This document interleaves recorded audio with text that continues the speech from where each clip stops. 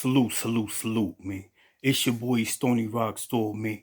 Today, we're going to talk about how when you be up north and you try to G-Mac because you about to try to make the board and dudes be acting up and you got to put that work in one more time before you hit the bricks. You know what I'm saying? Like, in the beginning of my bed, I used to be wilding out. I had a lot of anger and shit like that. And I already had the mentality that if he got two legs and two arms and bleed red blood like me, ain't nothing he could do to me that I can't do to him. And that's the warrior mindset. You know what I'm saying? And I was very, very angry because I had all that time. You feel me? And I felt like, yo, if I'm gonna be in here, then I'm gonna be somebody and I'm gonna be respected. You know what I'm saying? And if it's time to put in that work, put in that pain, that's exactly what I'm gonna do. You feel me? So I got like 24 in at the time. I'm trying to make my third board. You know what I'm saying? So I'm trying to chill. I don't want no problems. You know what I mean? I'm trying to G-Mac. I'm not active. I'm trying to go home. You feel me? You feel me? Like I be walking down, the pathway and I be like, yo, when this shit gonna end, bro? Like when this shit gonna end? This shit seem like it's going on forever. On and on, and you know what I'm saying? Like never stopping. Like this shit got to end someday. You know what I mean? And I knew my number was gonna play one day. You know what I'm saying? I just got to hold my head and G-Mac because when I used to be wilding out, I used to go on the visit and I used to tell my wife. I used to be like, yo, you know what I'm saying? I used to tell her my activities and shit like that, what I'm gonna do to this dude because she was my ride or die. She was my G. So I'm telling her everything. But she got to the point, she used to be like, yo, you keep doing that shit, you never gonna come home. But I knew that you could wild out in the beginning of your bed, like the first half, but if you give them like time, you know what I'm saying, enough time later on, and then you just come with a clean slate for a good 7 years, you know what I'm saying? Then it'll show like, yeah, you have changed. Look, all the shit that he did in the beginning, but then like the last 7, 8 years, he ain't had no tickets, no cuttings, no stabbings, no weapons, or none of that. You know what I'm saying? So I knew that I could do that. And it used to be times I used to be ready to go put in work on somebody, and my wife would write me, and she used to be like, yo, when is going to stop? Like, when you going to do this or do that? You know what I'm saying? And it used to put me in the mood like, damn, bro, like I got to really chill. You know what I'm saying? But sometimes living amongst people, you know what I'm saying, that just don't know how to act. But then again, I put myself in that situation because I wanted to be the big drug kingpin in jail. And when you do that, you're going to bring a whole lot of problems and shit like that your way. You know what I'm saying? So I'm up in the camp. I'm G-magging. You know what I'm saying? I'm about to hit this third board. That's going to be 25 years in. You know what I'm saying? So this one kid, you know what I'm saying? He young. You feel me? And he getting out of line. You feel me? He think he tough and shit like that. So I tell you, my nigga, like keep that shit over there, man. Don't bring that shit over here. You know what I'm saying? Niggas is trying to go home. You know what I'm saying? You act like you don't care. Nigga, you in the medium. You know what I'm saying? You got the little sweet little time. You ain't doing no real time. Nigga talk about, I don't give a fuck about you niggas. You know what I'm saying? Da da da da da. And all that shit like that. So me, I never been the type where dudes be arguing and then somebody always come and break it up, right? Dudes always come and break it up. Niggas make a lot of noise. When I get into something, I'm always like, so what's up? That's all. Only thing I really know what to say is like, so what's up? And when I say what's up, then it just be on and popping. So I'm always fighting and shit like that. And I'll be like, damn, why I can't be like these dudes? They always talk shit to somebody come and break it up. You know what I'm saying? Because after a while, that shit was like fucking up my trailers and all type of shit. You know what I'm saying? And sometimes I just wish that I could be different so I could stop getting in trouble and shit like that. You know what I'm saying? Because the time is coming. A nigga really need to G-Mac and get the fuck from behind the G-wall. You feel me? So now, son keep running his mouth. You know what I'm saying? And I just get tight with the nigga. So we just started shaking. He came and met me halfway. I met him halfway in the dorm. So we just started shaking. So I grabbed the nigga and a bear hug behind his neck like this, right? You know what I mean? But I had my other arm and shit, the one that I'm holding the camera with. So I'm holding nigga like this. You feel me? So he like, why you holding? So we shaking and moving. He's like, why you holding me, nigga? But all the while, what he don't understand is while I'm holding him, I'm cutting him at the same time. I'm holding him and I'm cutting him. When I got tired of cutting the nigga in the head, I start cutting him in his back and shit like that. Know what I'm saying? So we shaking, we tussling, but I'm holding the nigga. Know what I'm saying? With the other hand, I'm just cutting this nigga. So then when we let go, I kick the nigga. Know what I'm saying? Getting him from away from me. So he did like this, and he saw the blood and shit. So the nigga tried to wild and tried to rush me and shit. Know what I'm saying? Grab the nigga in the headlock. Know what I'm saying? And they start swinging this nigga. Know what I'm saying? The niggas came and broke it up. And the police ain't see none of this shit. So now I'm scared to death. I'm like, yo, bro, I'm getting ready to go to the board. I done chilled out. I ain't had no tickets. I ain't had no assaults or none of that shit like that. And I'm trying to GMAC and make it to the town. Know what I'm saying? It's hard for A1 felons with murder to really make it to the town, man. So the shit was going on with Pataki, how they had the under the table policy and they was hitting niggas, you know what I'm saying? And they had an under the table policy that when a commissioner come in, Pataki would have them solemnly swear, I would let no go no murderers. Know what I'm saying? So dudes was going to 13 boards and shit like that, doing that extra, you know what I'm saying, 14 years on top of 25 and shit like that. And this shit was never heard of before, so shit was real scary at that time. So I was definitely on my P's and Q's and walking on eggshells and really trying to make it and get the fuck back to the town. And my wife, you know what I'm saying, she was trooping, she was coming through, you know, she saved me, bro, because if it wasn't for my wife, I would probably been like Willie Bostic and shit, man. I had so much rage and shit like that. And I really wanted to body somebody when they had that law where, you know, you just get 5 years in a box going gun to gun, like self-defense and shit like that. And then they stopped that shit. Know what I mean? But the name of the game is not to stay in jail. It's to make it out of jail. You feel me? So thank God, yo, this dude, he held that shit down. He didn't tell. The only thing that happened to him is that he got a ticket for not reporting an injury, and they kind of thought it was me, but he didn't tell, and the police didn't see it, so they just sent me to another jail. So I ain't had no ticket. So now I'm getting ready to go to my third board. I got 25 in. You know what I'm saying? My wife know I'm going to the board. You know what I'm saying? She hoping, because she'd been with the first board, the second board. Now this is the third board. You know what I'm saying? She telling people at work, you know what I'm saying? Yeah. And people praying for me, hoping that I make it and shit like that. So we in Otisville. So me and a couple other dudes. So when we get up the hill, we hear that the worst commissioner is there, and that's Commissioner Ferguson. When dudes hear Ferguson is at the board, dudes get shook. Know what I'm saying? Cause Ferguson is a beast, man, and he was under Pataki. But when the other governor came into office, you know what I'm saying? You know, Cuomo, he started to change things, but it still took time. You know what I'm saying? It take time for legislation to change and laws, and they got to get enough Democrats and stuff in there to be able to pass bills and shit like that. So, you know what I mean? You know, shit started to change.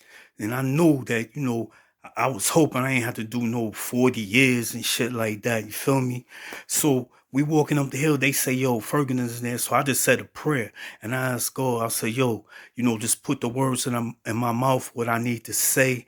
You know what I'm saying? Like, you know, help me through this. It's my time. I served my time. You know what I mean?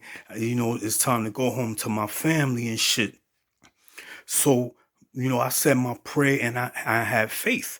So I was the first one they called in there. So when I went in there, I just talked and I spoke their own lingo. Know what I'm saying? Like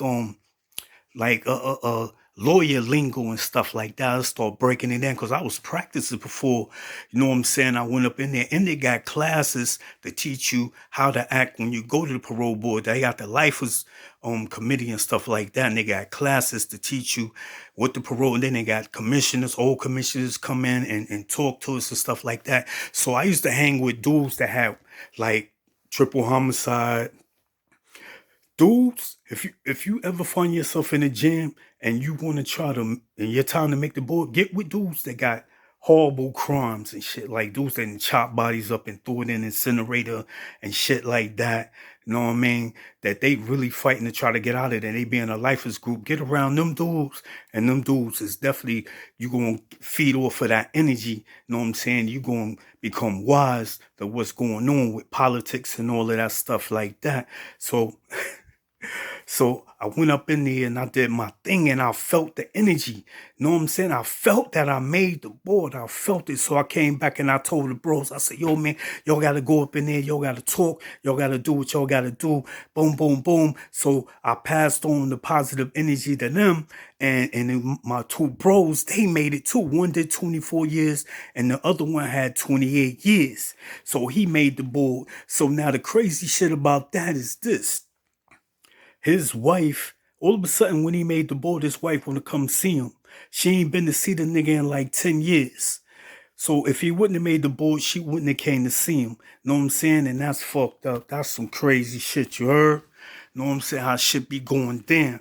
Know what I'm saying? Thank God, I had a strong wife that held me down. They was there for me. So, the next day we went to get our papers and shit, and I knew I made that shit. When I opened up the paper and I seen I had an open date, bro, know what I'm saying? I was so happy. Know what I'm saying? That I became numb.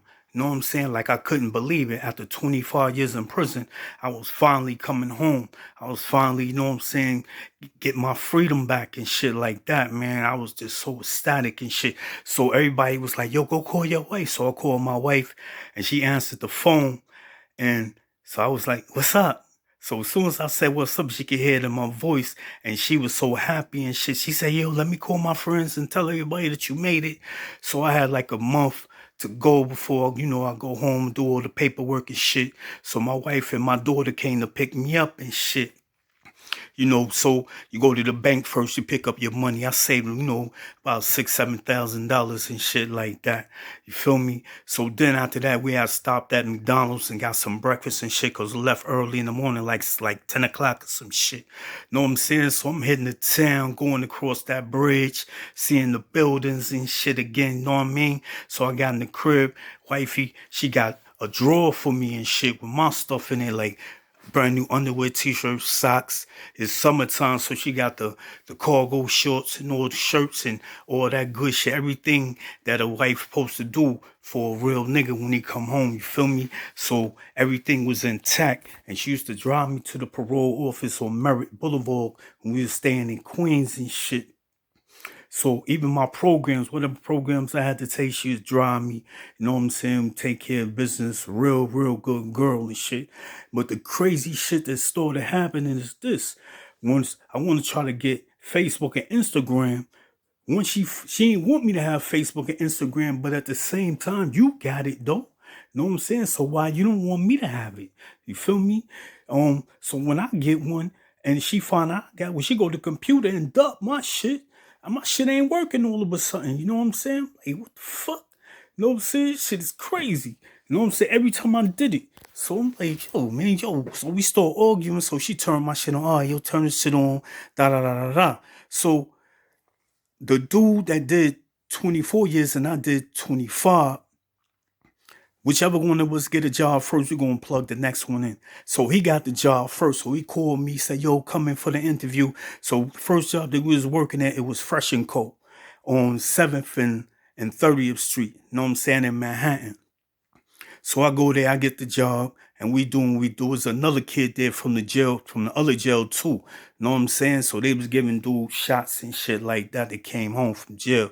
Feel me? So dudes was, a chance to make some money and shit like that. You know what I'm saying? Getting my fly game up and shit. So now after 25 years being around females and shit like that, a bunch of little shorties and shit like that, I'm telling you, man, it was like I felt like a kid in a candy store. You feel me? Shit was like like wow. So it was this little shorty, from Manhattan. We used to be in the locker room because it was a unisex locker room where you just change in front of the girl changing from you. They have like a towel on the floor and just trying to pull a tight ass pants up. The shit used to smell like warm coochie up in there. Know what I'm saying? And then I'm coming out, changing into my uniform. Girls would be like, yo, take it off. Take it off. So it was a whole different new surroundings, you know what I'm saying? And I was loving that shit, being around mad shorties and shit like that. So I'll be in the locker room, be kicking it with shorty, filling her up and shit, filling on her ass and shit, talking to her. So I was vibing with her, you know what I mean? So then the crazy shit happened. Now this is the shit that happened. Now I'm up north and I used to watch a lot of videos. You see the video girls and shit like that. And then all of a sudden I'm at work and a video girl walk in that motherfucker. I was like, God damn, she had the spandex on with the hourglass body looking like motherfucking the broad with the blonde hair, man, with the short shit. Know what I'm saying? Looking like Amber Rose, but her shit was black with the short hair. Know what I'm saying? Light skin, straight dime, straight coming out of a motherfucking video. So the crazy shit I did, I forgot all about this bitch. Like, that ass, like, I ain't think about her no more. I was on shorty then. Know what I'm saying? So I introduced myself and shit. I was like, yo, so my name is Dre. She was like, yeah, you a real Dre. You know what I'm saying? So we started kicking in shit. I said, yo, I know I ain't even gonna have to ask her for a number. So one day she see me coming out the back and I was smoking weed on break. She was like, yo, I want to smoke with you. She gave me a number and shit. You know what I'm saying? So we just started vibing. We used to leave work together and go to like 42nd and shit like that and chill, shit like that, vibing and shit. Then I was feeling shorty, you know what I'm saying? Because I was like, yo, my heart is ice cold. You feel me? My shit is ice cold. Like, I don't give a fuck. Know what I'm saying? But shorty just walked by me, brushed by me, and melted my shit. Feel me? So I was like, damn. So we was vibing. She was telling me she had a boyfriend and that the nigga was a millionaire, right? So I felt kind of intimidated, like, damn, how I'm gonna compete with that? You know what I'm saying? So I started putting my mind game together, and anytime she go through some shit, I help her. Like her grandmother was on her deathbed and I got her through that. You feel me? And we just started vibing and kicking it and shit. And then, like, my wife is West Indian and shit. You know what I'm saying? She's from St. Thomas, West Indian girls, they be kind of like rough nigga up. They kind of rude and tough, you know what I'm saying? And mean and shit. So shorty, she was from St. Mark's. You know what I mean? She was like the nicest girl I ever met in my life. You feel me? So I'm like, damn, I'm feeling short, you know what I mean? Because, like, on the one hand, my wife is mad mean and shit. And on the other hand, shorty is mad nice and she just full of love, you know what I'm saying? Like that love and shit like that. So then I'm feeling shorty energy. Now I don't really know about this stripper shit, right? So one day we kicking it and she was like, yo, Dre, I want you to come hold me down at the club. You know what I'm saying? Like, bring the script. What you talk about? Come to find out Shorty was a stripper and shit. Like, you know what I'm saying? So the dude that was a millionaire that she was fucking with, you know what I mean? Was like a situationship. You know what I'm saying? Like, all this shit is new to me and shit. So I'm like, damn, what the fuck? All right, cool. So now I heard this song. It was called I'm in Love with a Stripper. You know what I'm saying? I'm like, man, that shit ain't real. But then I came home. You know what I'm saying? I was loving Shorty and shit. I was like, damn, that shit is true. Niggas really be loving these strippers and shit like that. You know what I'm saying? So we was vibing. Everything was good, man. You know what I mean? And then she started fucking with that ecstasy and started getting all skinny and shit like that. We used to vibe a lot. And then the next thing I know, I ain't see her in a while. Next thing I know, she got a motherfucking pimp. And this nigga is like some real, hip hop shit and pimping and shit. She was like, yo, I can't be over here because if you find me, yo, I'm like, what the fuck? You know what I'm saying? Yo, all this shit is brand new. You know what I'm saying? So we started having Bible studies and shit like that. And she used to listen to me, you know what I'm saying? Like, so much full of love and doing shit like that. Then I found out why. It's because her father had raped her when she was a kid. You know what I'm saying? And that shit had fucked her up, and she was looking for love and all of that shit like that, bro. And she used to have a dude pick up and breakfast for lunch, a dude pick up for lunch and for dinner, bro. And the dude that tells you she had so many dudes in the friend zone, it was ridiculous. Cause this bro was like a 12. She was badder than a motherfucker. Know what I'm saying? So when I caught a little violation, she was like, yo, you need anything? I was like, nah. She said, nigga, you need something to what? You need some bread? I got you. You know what I'm saying? I'm gonna send some money into your shit. I got you. You know what I'm saying? And when I went up north for that little year, she set me out. She sent me money and shit like that, anything I needed. And then when I came home, she got deported and shit back to St. Mark's. And then she stopped doing all of that shit. And you know, she's straight up Christian. She deleted all them little sexy ass pictures and shit like that. Straight Christian, man. You know what I'm saying? So I was glad that I could help her in that walk. You know what I'm saying?